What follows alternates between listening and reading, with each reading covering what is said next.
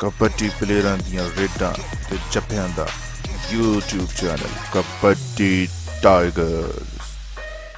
अपने favourite kabaddi player दियां ताज़ा तरीन रेडां या जफ्फे इंजॉय करन लई साडा YouTube channel kabaddi tigers subscribe करो ते नाल निक्के जे घंटी दे बटन नूं लाजमी दबा दिओ। और गोल्डी टिकटों में 1000 रुपया दिया जाएगा। हर जगह 4000 का होगा। मारूफ मुंडे पिंडिया पाकिस्तान आर्मी का नौजवान मैदान से निकल के लगा हाय हाय हाय वर्ल्ड जी पॉइंट एंड खा दिया वो मुकाबला 5 पॉइंट राइट के 8 पॉइंट जट बड़ी का रेड मारेगा मरूफ चाटे सिर तो लेके बेटा पैरा निकल शिकार बड़े शौकीन अली बड़ा अली